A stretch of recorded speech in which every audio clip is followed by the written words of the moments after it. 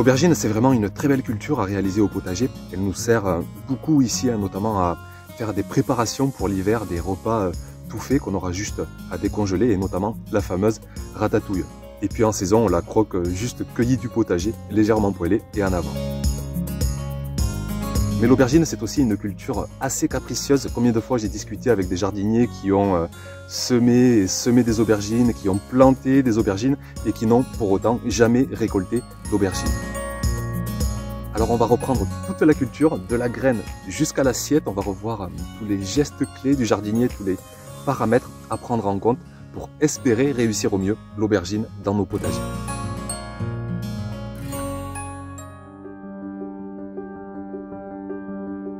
Vous avez beaucoup de choix pour vos variétés d'aubergines, des blanches, des violettes, des marbrées, des vertes, toutes les formes, toutes les couleurs. Alors je vous témoigne juste quelques coups de cœur. La Slim Jim en premier lieu, qu'on appelle aussi la Pusa Purple Cluster. Je vous mets de côté l'accent, ce sont des aubergines qu'on récolte par grappe. Elles sont toutes petites et c'est vraiment en plus super goûteux quand on les passe à la poêle. C'est une variété que je refais pratiquement toutes les saisons. Une autre belle variété ancienne, la Barbentane toute longue, ça a un côté presque apaisant comme ça de les voir toutes suspendues dans le potager. Ça aussi c'est une variété que je refais pratiquement chaque année. Dernier coup de cœur, la Listanda de Gandia, toute marbrée, très sympa elle aussi. Rien que pour la couleur, je trouve que ça vaut le coup de la faire au potager. Je pourrais vous citer encore des tonnes d'autres variétés. Je vous mets la liste des semenciers que vous pouvez trouver sur le net, où vous pouvez trouver toutes ces variétés. Et je vous mets aussi le calendrier des semis du potager. Vous avez tout ça directement sous la vidéo. Pour choisir vos graines, vous aurez plusieurs critères dont il faudra tenir compte. Vous pourrez les prendre bio ou non bio. Vous pourrez les prendre F1 ou non F1, sachant que les graines non F1 sont reproductibles, mais peut-être un peu moins productives, un peu plus fragiles aux maladies. Et puis vous aurez aussi un critère de précocité. Vous pouvez choisir des graines, des variétés en tout cas, plus précoces que d'autres. Et ça c'est important, notamment si vous êtes dans la partie nord du pays. Pour information, ici au potager, je préfère prendre des graines biologiques, des graines non F1, dans le but premier de soutenir des petits producteurs qui sont pas loin de chez moi en plus. Après, c'est bien sûr à chacun d'entre vous de bien établir vos critères de choix. Mais sachez que voilà, il faudra choisir entre bio, pas bio, F1, non F1, et choisir sa variété la plus adaptée qu'il soit à son climat.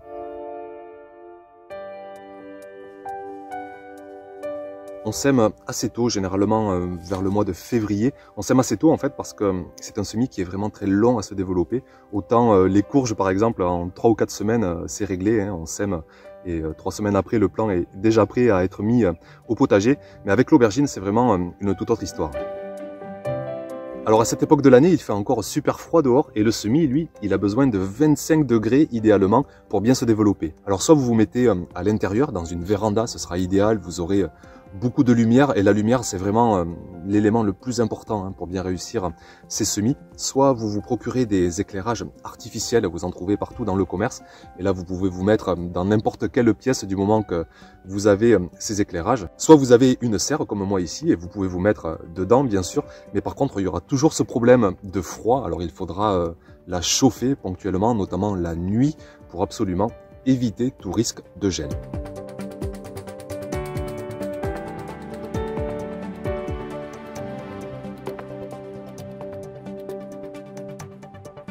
Deux, 3 ou 4 semaines plus tard, ça dépend en fait la température ambiante dans laquelle seront vos semis, et bien vous aurez des petits plants qui commenceront à bien se développer et il sera temps alors de les repiquer en godets individuels. Pour avoir ces petits plants bien trapus qui ne se sont pas trop effilés, je vous rappelle très rapidement les clés essentielles de réussite pour vos semis, c'est d'avoir à la fois de la lumière, un terreau qui soit bien humide constamment, une température elle aussi cohérente vers les, allez, on va dire entre 15 et 25 degrés, sachant que plus on est près de 25 degrés, mieux c'est pour l'aubergine. Et il ne devrait pas y avoir d'échec quoi. Avec ça, vous devriez réussir sans problème vos semis. Une fois vos plants en godet individuel, eh bien, il n'y a plus grand chose à faire, si ce n'est quand même de veiller sur eux jour après jour, vérifier l'humidité, vérifier une bonne température dans la pièce. Et puis aussi une bonne astuce, c'est que vous pouvez rempoter vos plants dans des godets plus importants pour vraiment avoir dès la mi-mai des plants d'aubergines qui soient déjà bien conséquents, et vous allez pouvoir gagner 15 jours, 3 semaines sur vos premières récoltes si vous prenez la peine vraiment d'offrir de la place aux racines de vos plants. Moi, c'est ce que je fais chaque saison, et vous allez voir qu'à la mi-mai, je plante des plants d'aubergines qui sont déjà très bien développés.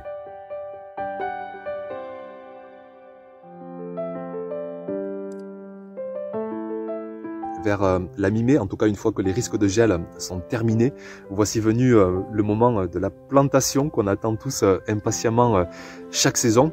Alors vous dire d'ailleurs que vous pouvez très bien partir de cette étape, hein, si vous n'avez pas le temps, pas l'envie de faire vos semis, eh bien vous pouvez trouver des plants d'aubergines dans toute bonne jardinerie, chez des producteurs de plants.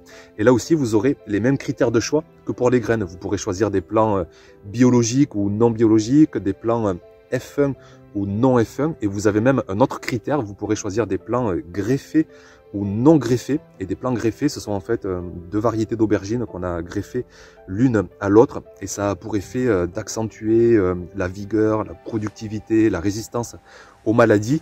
Et ce sont des plants d'ailleurs qui sont bien plus chers, hein. C'est 5 euros, 6 euros le plant, quand on pense que c'est juste 1 centime la graine. Donc vous voyez la différence. Pour bien les planter, ces pieds d'aubergine, on va faire l'inverse des pieds de tomates en fait, qu'on aime bien enfoncer très profond sous terre pour enfoncer la tige, générer des racines. Et bien là, non, au contraire, on va enfoncer que très peu, on va se mettre juste à la surface du sol. L'aubergine, elle n'aime pas trop avoir de la terre qui remonte à la base sur sa tige. Donc juste plantation, j'ai envie de dire, ordinaire. On se met à la surface du sol et tout va bien se passer.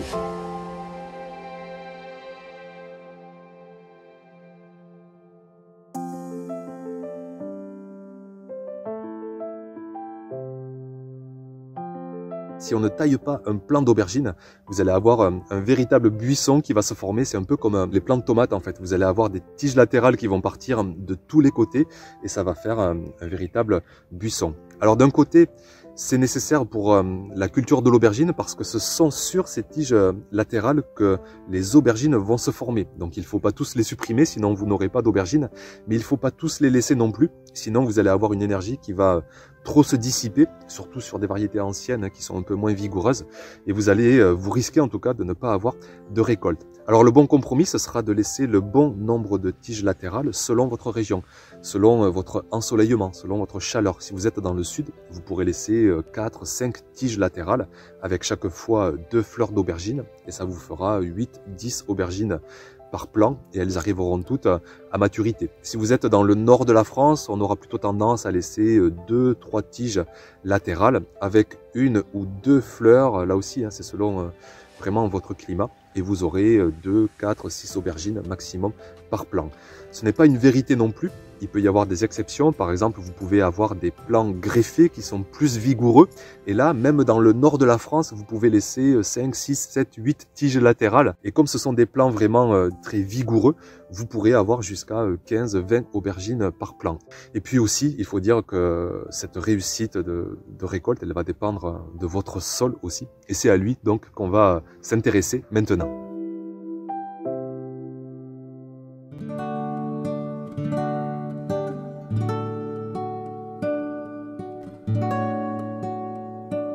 L'aubergine, c'est une des cultures les plus gourmandes au potager, et je pense que c'est ce qui fait aussi que bon nombre de jardiniers n'arrivent pas à la réussir.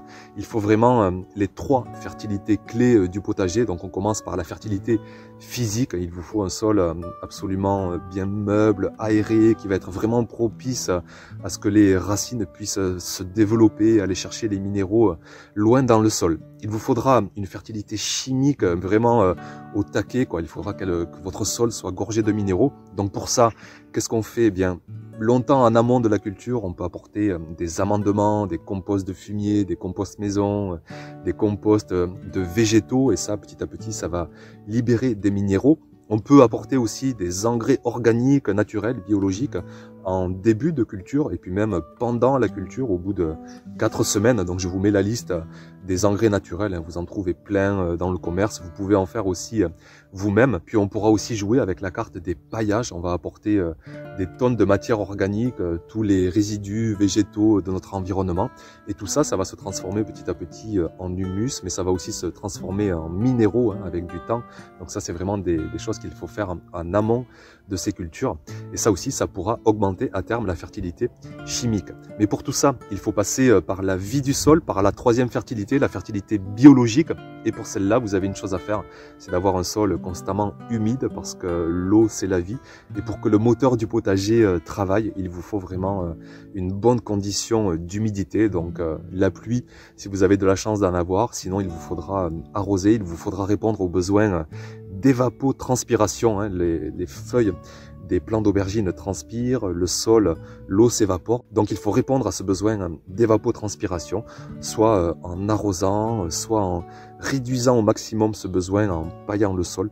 Mais quoi qu'il en soit, plus vous aurez un sol comme une éponge essorée bien humide, et plus vous aurez le moteur du potager qui va tourner à toute vitesse et vous augmenterez grandement vos conditions, vos espoirs en tout cas de réussite, de récolter abondamment des aubergines.